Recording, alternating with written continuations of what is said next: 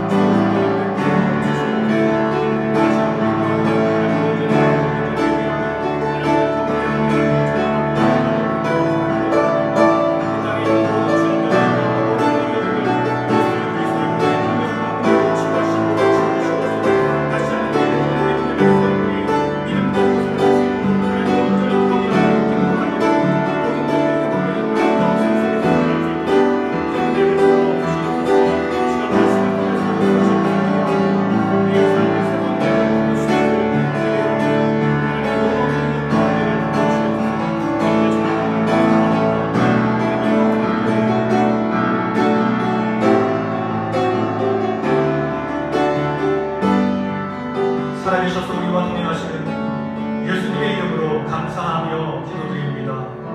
아멘. 하나님의 말씀은 로마서 13장 8절부터 14절까지의 말씀입니다. 피차 사랑의 빛 외에는 아무에게든지 아무 빛도 지지 말라. 남을 사랑하는 자는 율법을 다 이루었느니라. 간음하지 말라, 살인하지 말라, 도둑질하지 말라, 탐내지 말라 한 것과 그 외에 다른 계명이 있을지라도 내 이웃을 내 자신과 같이 사랑하라 하신 그 말씀 가운데 다 들었느니라. 사랑은 이웃에게 악을 행하지 아니하나니 그러므로 사랑은 율법의 완성이니라. 또한 너희가 이 시기를 알거니와 자다가 깰 때가 벌써 되었으니 이는 이제 우리의 구원이 처음 믿을 때보다 가까웠음이라. 밤이 깊고 낮이 가까웠으니 그러므로 우리가 어둠의 일을 벗고 빛의 갑옷을 입자. 낮에와 같이 단정히 행하고 방탕하거나 술 취하지 말며 음란하거나 호색하지 말며 다투거나 시기하지 말고 오직 주 예수 그리스도로 옷 입고 정욕을 위하여 육신의 일을 도모하지 말라. 아멘. 우리 사랑하는 가족들과 인사 나누겠습니다. 하나님이 우리와 함께 하십니다. 하나님이 우리와 함께 하십니다. 그렇습니다. 우리와 함께 하신 하나님께서 우리에게 은혜 주시고 큰 역사를 이루실 줄 믿습니다. 우리는 로마서를 묵상하고 있습니다. 우리는 본문 이야기를 하기에 앞서서 우리가 먼저 로마 교회의 상황을 알아볼 필요가 있습니다. 로마 교회는 어떻게 시작했을까요? 로마 교회는 이름이 있는 사도에 의해서 세워진 교회가 아니었습니다. 평신도에 의해서 세워진 교회였습니다. 오순절 성령 강림 사건 때 예루살렘에 방문한 로마에 사는 유대인들이 그리스도를 믿게 되고 다시 로마로 돌아가서 그들이 교회를 지은 것입니다. 로마 교회는 그리스도의 복음과 성령의 능력으로 시작된 교회였지만 체계적인 교리 교육을 받지 못해서 진리에 약한 교회였습니다. 그리고 로마 교회가 가진 문제점들이 여러 가지가 있었습니다. 첫째는 외부에서 들어오는 문제점들이었습니다. 그것은 복음에 대한 도전들이었습니다. 로마에서 강력한 힘을 가진 두 집단이 있었는데 첫째는 유대인들이었고 다른 하나는 그리스인이었습니다. 이 두 집단은 서로 위를 차지하기 위해서 경쟁했고 날마다 싸웠습니다. 로마 황제는 이 두 집단의 어느 편도 들지 않으면서 중립을 서서 해결하려고 노력했지만 문제는 해결되지 않았습니다.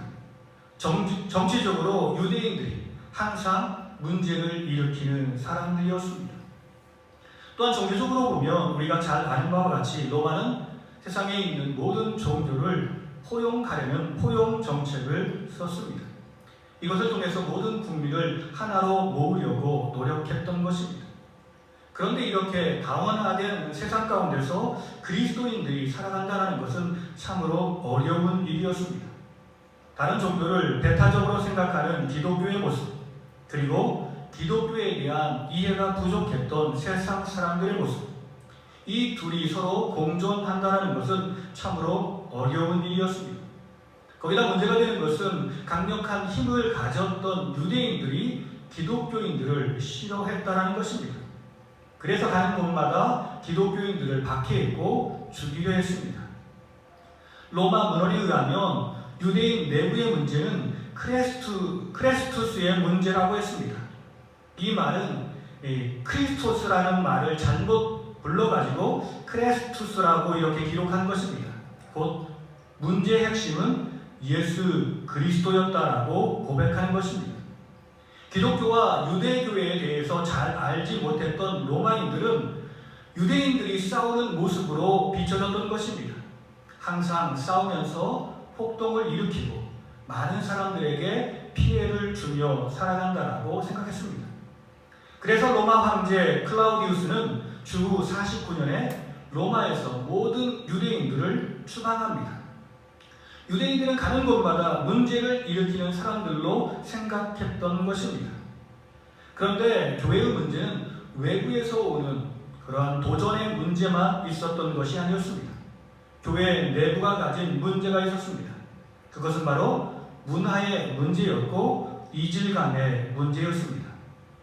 클라우디우스 황제는 후계자 문제로 그의 마지막 아내 아그리피나에 의해서 주후 54년에 독사를 당했습니다.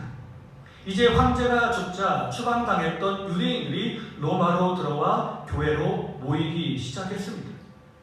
그때 로마로 돌아온 유대 기독교인들은 자신들이 없던 사이에 교회에 이방인들이 가득한 모습을 보게 되었습니다. 그들은 생각이 달랐고 그들은 문화가 달랐습니다.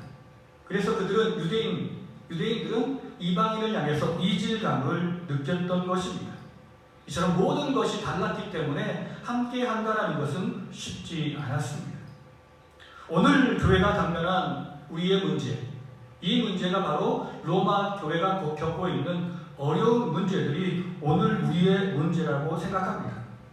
초대교회가 겪었던 어려운 문제들을 지금 우리는 겪고 있는 것입니다. 세상 사람들은 이단과 정통교회를 알지 못합니다.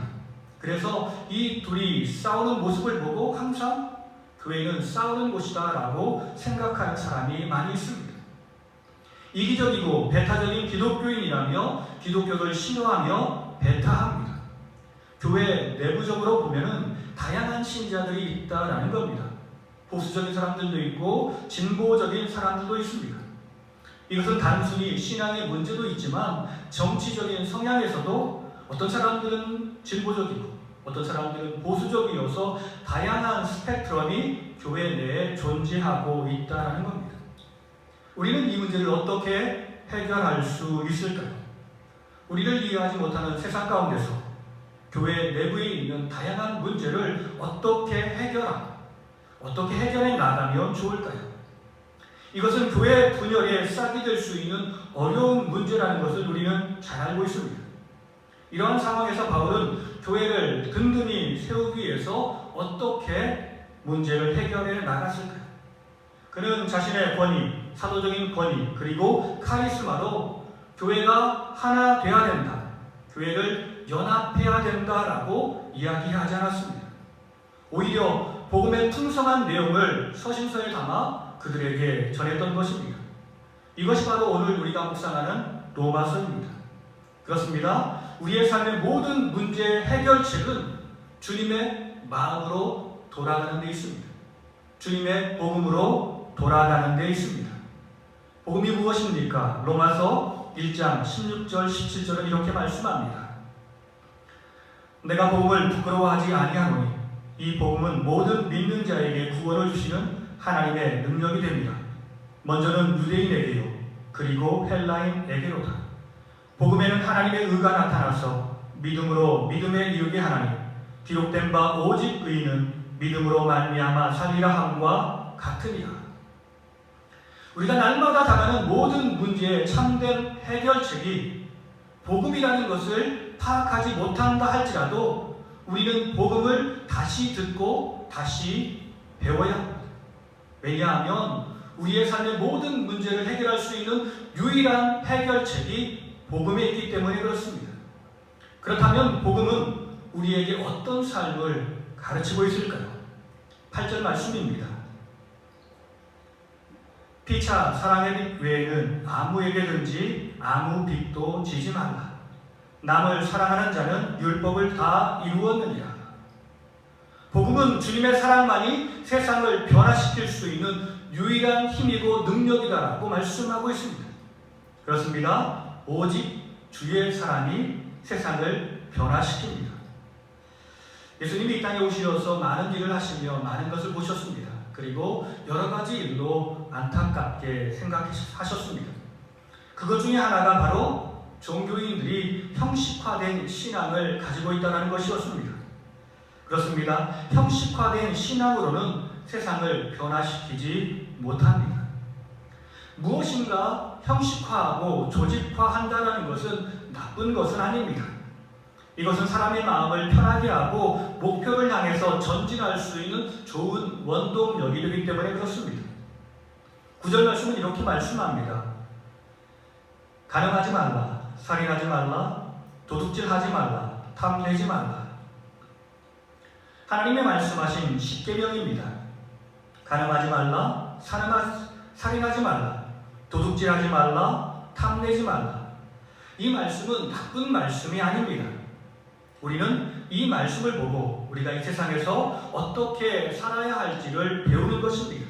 그렇습니다. 이 말씀대로 살아가면 우리에게 큰 유익이 있는 것입니다.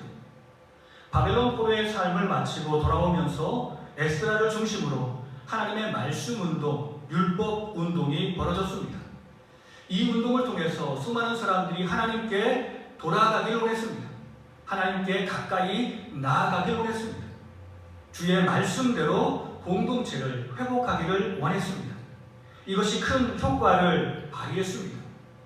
그런데 시간이 지나면서 문제가 생겼습니다. 이것이 주님의 마음, 하나님의 마음과는 멀어지고 지나치게 형식화된 것입니다. 예수님 당시의 유대교는 형식화된 종교로 전락해버렸습니다. 이것은 마치 이스라엘이 멸망하기 직전의 종교적인 모습과 같았습니다. 여호와 하나님이 이렇게 말씀하십니다. 이사야 58장 4절의 말씀입니다. 보라, 너희가 금식하면서 논쟁하며 다투며 악한 주먹으로 치는도다. 너희가 오늘 금식하는 것은 너희의 목소리를 상달하게 하려는 것이 아닙니다. 이들은 형식적인 종교의 행위는 있었지만 신앙인의 삶을 보니, 그들의 마음을 보니 하나님의 마음과는 너무 멀어진 채 생활했던 것입니다. 예수님 당시의 종교인의 모습을 보면 이 사람들은 신앙에 도움이 되는 사람들이 아니라 신앙의 적인 사람들이었습니다. 오늘 우리 목회자들의 삶이 그런 모습은 아닌가 하는 염려를 해봅니다. 지금 많은 사람들이 어려움을 겪고 있습니다.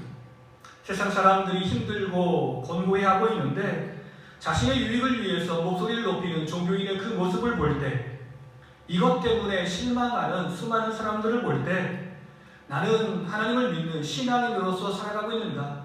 아니면 세상에서 이 일로 먹고 사는 종교인으로 살아가고 있는가? 항상 이것을 생각할 때마다 두렵기만 합니다. 복음의 핵심은 사랑이다라고 성경은 우리에게 말씀합니다. 9절 하반절과 10절은 이렇게 말씀합니다. 그 외에 다른 계명이 있을지라도 내 이웃을 내 자신과 같이 사랑하라 하신 그 말씀 가운데 다 들었느니라. 사랑은 이웃에게 악을 행하지 아니하나니 그러므로 사랑은 율법의 완성이니라. 주님께서 바울의 입을 통해 사랑하라고 말씀하신 사람들은 우리에게 호의를 베푸는 사람들만 있는 것이 아니었습니다. 로마서 13장에 보면 바울은 세상 권위를 인정하며 살라고 교인들에게 권면하고 있습니다. 그런데 그 권위는 어떤 권위입니까? 바로 기독교인들을 로마에서 쫓아냈던 권위였습니다. 불합리한 대우를 받았음에도 바울은 그 권위를 인정하라라고 말씀하고 있습니다. 그렇다면 이 말씀은 우리에게 어떤 의미에 있는 말씀일까요? 바로 사랑은 함께 살아가는 것입니다. 오늘 우리는 세상을 떠나서는 살 수 없는 존재임을 우리는 기억해야 합니다. 참된 신앙인이 되기 위해서는 수도원에 들어가서 사람을 만나지 않고 거기에서 예배만 하고 찬양하고 기도만 하면서 살아가는 이러한 사람들을 참된 신앙인이라고 말하지 않습니다. 우리가 잠시 동안 세상을 떠나 조용한 세계로 들어갈 수는 있습니다. 그러나 주님께서 우리에게 요구하는 것은 잠깐 세상을 떠나는 것입니다. 예수님은 밤마다 새벽마다 한적한 곳에 나아가 조용히 기도하시며 하나님과 교제하셨지만 낮에는 다시 세상으로 돌아가 그들과 함께 먹고 마시면서 함께 사셨습니다. 이것이 바로 사랑하는 마음입니다. 주님이 우리에게 이 세상을 사랑하라고 말씀하고 있습니다. 그렇다면 왜 우리는 이 세상을 사랑하며 이곳에서 살아야만 할까요? 왜냐하면 사랑은 아름다운 변화를 이루어 가기 때문에 그렇습니다. 주님이 죄악된 세상에 오시어서 죄인들과 함께 하신 이유는 단 한 가지였습니다. 바로 죄인들이 변화되기를 원하셨기 때문에 그렇습니다. 우리가 세상에 들어가 그 악한 사람들을 사랑하며 사는 이유는 바로 주님이 우리를 향해서 그렇게 사랑하시어서 우리를 변화시켰기 때문에 그렇습니다. 우리의 사랑은 향방 없는 사랑이 아닙니다. 우리의 사랑은 분명한 목표를 가지고 있는 사랑입니다. 그것은 죄인된 사람이 그리스도와 만남을 통해서 새로운 삶으로 변화되기를 원하는 것입니다. 우리는 이 일을 위해서 희생하는 것이고 이 일을 위해서 헌신하는 것이며 사랑하는 것입니다. 주님께서 우리를 위해서 먼저 행하신 것처럼 똑같이 헌신하며 사랑하며 희생하며 살아가는 것입니다. 그렇습니다. 우리 안에 역사하시는 주님의 사랑이 악한 세상을 변화시켰습니다. 오직 주님의 사랑만이 이 땅을 구원할 능력이 되는 것입니다. 그러므로 우리는 주님의 사랑으로 살아가는 사람이 되어야 됩니다. 왜냐하면 우리가 그리스도인이기 때문에 그렇습니다. 우리가 먼저 주님의 사랑을 체험한 사람들이기 때문에 그렇습니다. 이제 우리는 빛의 자녀답게 살아가야 합니다. 저는 분명 주님의 사랑이 악한 세상을 변화할 가장 강력한 힘과 능력이다라고 말씀을 드렸습니다.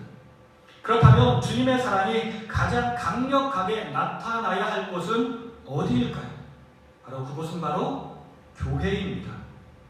그렇게 교인들은 더욱더 변화된 모습, 아름다운 모습을 세상에 보이며 살아야 합니다. 11절과 12절은 이렇게 말씀합니다. 또한 너희가 이 시기를 알거니와 자다가 깰 때가 벌써 되었으니 이는 이제 우리의 구원이 처음 믿을 때보다 가까웠습니다. 밤이 깊고 낮이 가까웠으니 그러므로 우리가 어둠의 일을 벗고 빛의 갑옷을 입자. 하나님은 빛이십니다. 그 빛이 우리에게 빛이었습니다. 다른 말로 표현하면 하나님이 우리와 함께 하신다는 말씀입니다. 그러므로 우리는 항상 어둠의 일을 벗어버리고 빛의 일에 전념하며 살아가야 합니다. 빛의 자녀답게 살아야 합니다. 이 말씀의 중심에는 이방 기독교인들을 향하고 있다는 사실을 우리는 기억해야 합니다. 교회를 보면 어렸을 때부터 신앙생활을 했던 사람, 모태 신앙을 가진 사람들도 있고요. 어떤 사람들은 예수를 믿지 않았어도 가정교육을 잘 받고 산 사람들도 있습니다. 그래서 어떤 사람들은 악에 치우쳐 살았던 사람들도 있습니다. 로마인들은 어떤 사람이었을까요? 바로 마지막 경우의 사람들이었을 것입니다. 그들은 방탕했고 쾌락적인 삶을 추구했던 사람들입니다. 그러다 보니까 예수님을 믿는다라고 말하면서도 이전의 악한 모습, 나쁜 습관을 끊어버리지 못한 많은 사람들이 존재했습니다. 예수 믿는다고 말하기가 창피할 정도로 정말로 신앙의 모습이 형편없는 사람들도 많이 있습니다. 바울은 이런 사람들을 향해서 강하게 권고하고 있는 것입니다. 13절은 이렇게 말씀합니다. 낮에와 같이 단정히 행하고 방탕하거나 술 취하지 말며 음란하거나 호색하지 말며 다투거나 시기하지 말며.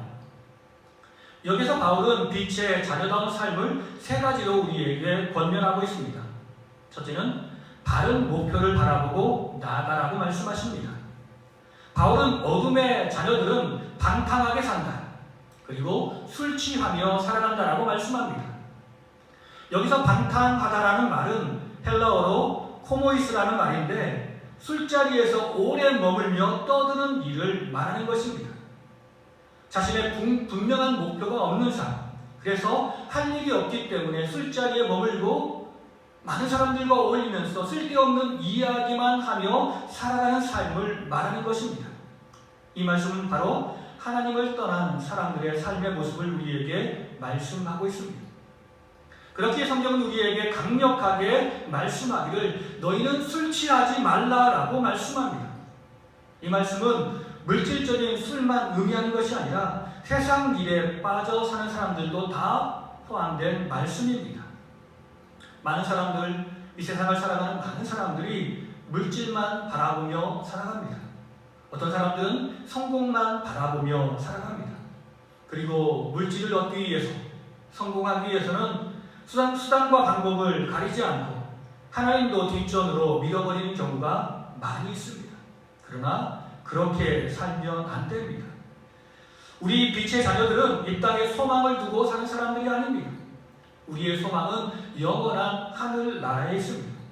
그렇게 우리는 항상 주님만 바라보며 여호와 하나님을 바라보며 나아가야 합니다.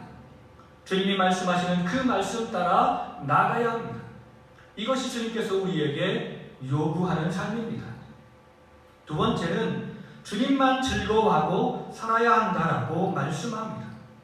바울은 두 번째로 음란하거나 호색하지 말라라고 말씀하고 있습니다. 타락한 인간이 본질적으로 추구하는 것은 바로 쾌락적인 삶입니다. 육신의 쾌락을 쫓아 살아갑니다. 감각에 이끌려 살아갑니다. 여러분, 이 말은 우상 숭배와 밀접한 관계를 맺고 있다는 사실을 우리는 기억해야 합니다. 로마는 쾌락의 도시였고 우상 숭배의 도시였습니다. 성적인 타락의 문제는 남자들만 이렇게 가진 문제가 아니었습니다. 귀부인들도 여러 명의 정부를 가지고 있어 그렇게 가지고 있는 것이 유행할 정도였습니다.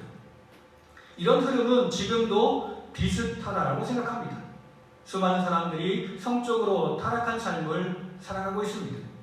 이것이 죄가 되지 않는다라고 생각하며 수많은 사람들에게 자랑하기까지 합니다. 사람이 우상 숭배를 하는 이유는 무엇입니까?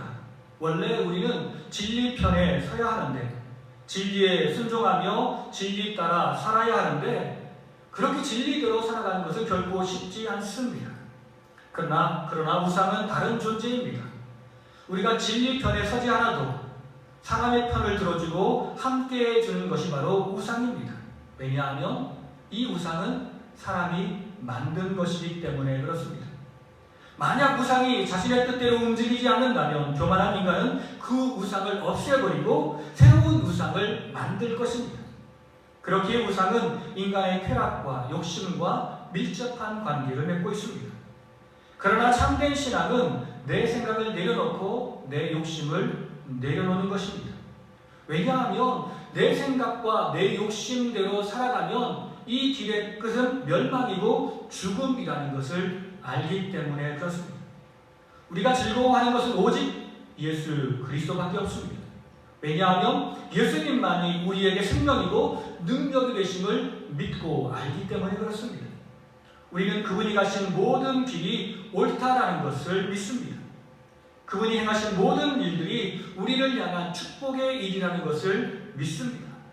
그렇게 우리는 이 세상에서 조금 힘들고 어려워도 주님만 바라보고 주님을 즐거워하며 주님 가신 그 길을 향해 나아가는 것입니다. 주님이 이 땅에 오시어서 하나님만 바라보며 십자가의 길을 기쁨으로 가셨던 것처럼 우리도 주님만 바라보며 우리가 가진 십자가의 길을 기쁨으로 나아가는 것입니다. 어떻게 우리가 그렇게 할 수 있습니까? 왜냐하면 주님의 사랑이 내게 임했기 때문에 그렇습니다. 그 사랑은 내가 이미 받았기 때문에 그렇습니다. 세 번째, 빛의 자녀의 삶. 바로 주 안에서 믿음의 동역자들과 존중하며 협력하며 살아가야 합니다. 사도 바울은 어둠의 일로 시기와 다툼을 말씀하고 있습니다. 인간의 역사는 시기의 역사이고 다툼의 역사입니다. 항상 사람들은 시기했고 질투했습니다. 가인이 동생 아벨을 죽인 이유가 무엇입니까? 동생을 시기하고 질투했기 때문에 그렇습니다. 한 피 받은 형제였음에도 불구하고 시기와 질투로 사람을 죽게 만들었습니다. 지금 교회가 직면한 가장 큰 문제는 교회 내에서 시기가 있고 질투가 있고 다툼이 있다는 것입니다. 이 문제가 끊임없이 일어나고 있다는 것입니다. 이것은 인간이 악한 본성에 의해 움직이고 있다는 말씀입니다. 그러나 우리가 그리스도 안에서 새로운 사람으로 거듭난다면, 우리가 빛의 자녀로 살아간다면 우리는 다른 사람들을 존중하며 살고 다른 사람들과 협력하는 삶을 살게 될 것입니다. 오늘 우리는 내 앞에 있는 한 사람을 단순한 한 사람으로 보지 않습니다. 왜냐하면 그 사람 마음 가운데 예수님이 계시기 때문에 그렇습니다. 그렇기에 나는 상대를 그리스도를 대하는 것처럼 그를 존중하고 그를 사랑하며 그를 축복하는 것입니다. 그가 배고프면 먹을 것을 주고 그가 목이 마르면 마실 것을 줍니다. 한 사람에게 행하는 것이 아니라 나는 지금 그리스도께 행하는 것입니다. 초대교회는 이런 마음으로 사람을 대해서 주 안에서 모두가 행복한 공동체를 만들었습니다. 11절의 말씀입니다. 또한 너희가 이 시기를 알거니와 자다가 깰 때가 벌써 되었으니 이는 이제 우리의 구원이 처음 믿을 때보다 가까웠습니다. 바울은 지금 우리가 잠에서 깰 때라고 말씀하고 있습니다. 왜냐하면 주님의 재림의 때가 머지 않았기 때문에 그렇습니다. 사실 잘못 굽은 나무를 펴는 일은 쉽지 않습니다. 그러나 그것은 불가능한 일은 아닙니다. 우리가 빛 대신 주님만 바라보고 주님을 향해 나아가면 이전에 모든 연약했던 것, 잘못됐던 모든 것들은 다 사라지고 우리는 주님을 닮은 거룩한 모습으로 변화될 것입니다. 그러므로 항상 우리는 나 자신을 포기하지 말고, 교회를 포기하지 말고, 또한 세상, 아무리 약한 세상이라 할지라도 세상을 포기하지 말고 주님의 말씀 안에서 살아가며 전진하며 나아가야 합니다. 반드시 주의 은혜와 주의 사랑이 이 모든 악한 모든 것들을 변화시켜서 하나님의 놀라운 능력으로 아름다운 것, 참된 것으로 이끌어 주실 것입니다. 우리가 그때까지 믿음 가지고 주와 동행하며 세상의 변혁을 이끌어 나가는 주의 백성들이 되기를 예수 그리스도 이름으로 간절히 축원합니다. 같이 기도하시겠습니다. 진실로 살아계신 하나님 감사합니다. 하나님께서 나를 변화시킨 것은 율법의 말씀이 아닌 오직 주의 사랑으로, 주의 자비하심과 인자하심으로 나를 변화시킨 것을 우리가 잘 알고 있습니다. 그럼에도 불구하고 우리는 강팍한 이 세상을 율법적인 말씀으로, 완고한 고집으로 변화시켜 나아가려고 할 때가 많습니다. 하지만 내 힘과 내 능력으로는 아무것도 할 수 없는 연약한 존재임을 기억하게 하시고, 내가 붙들고 바라고 소망하는 것은 오직 예수 그리스도의 십자가, 그 은혜밖에 없사오니 우리가 그 은혜 가지고 세상으로 나아갈 수 있도록 주여 도와주시옵소서. 주님의 사랑 가지고 세상으로 나아갈 수 있도록 우리를 붙잡아 주시옵소서. 사랑이 이 악한 세상을 변화시킬 수 있는 유일한 힘과 능력입니다. 주님이 나를 변화시킨 것처럼 이 악한 세상도 변화시킬 수 있다라고 저는 확신합니다. 주여 항상 우리와 동행하시며 주님의 뜻을 이루어 주시옵소서. 나를 통해서 부족하고 연약하고 힘이 없는 죄인이지만 항상 우리를 붙잡아 주시고 이끌어 주시어서 나를 통해서, 그리고 믿음의 공동체를 통해서 이 세상을 변화시켜 주시옵소서.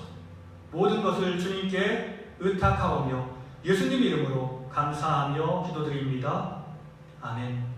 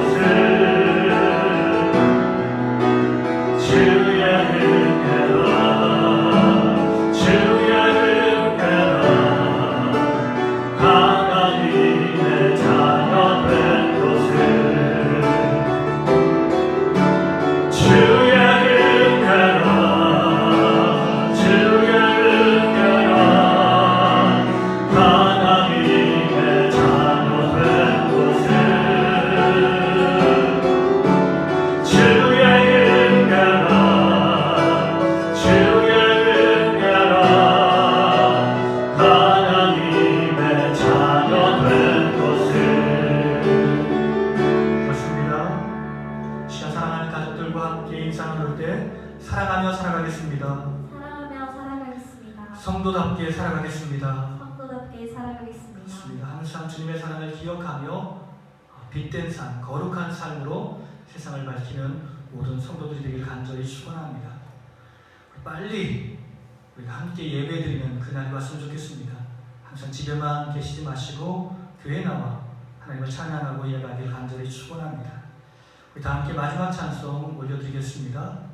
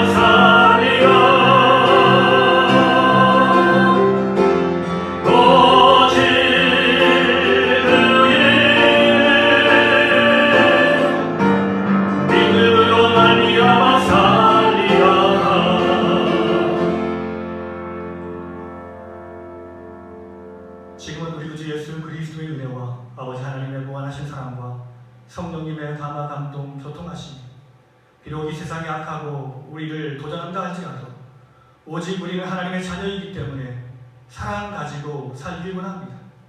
믿음 가지고 주님만 바라보며 믿음의 동역자들과 함께 서로 협력하며 존중하며 살아가길 원합니다. 기도하며 결단하며 삶의 현장으로 나가는 사랑하는 성도님들과 가정과 자녀들의 삶 가운데 주님께서 핏값으로 세우신 우리 작은 시학교회에 이 땅에 주를 예배하는 모든 백성들과 이 땅을 살아가는 모든 백성들 위해 이제로부터 영원토록 함께하옵시기를 간절히 축원하옵나이다. 아멘.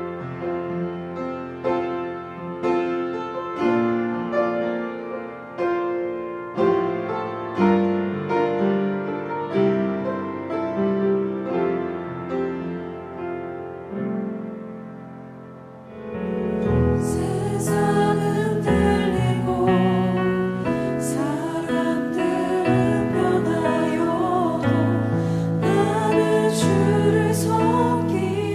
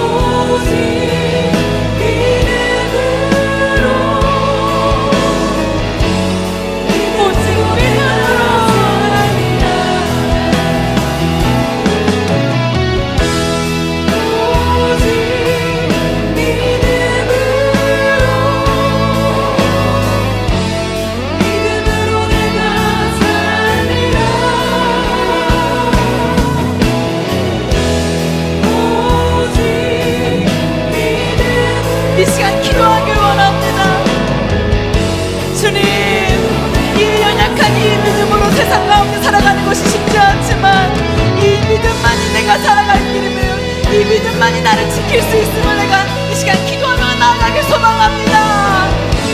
주님, 오직 믿음만이 내가 살아갈 길을 고백하게 하여 주시옵소서.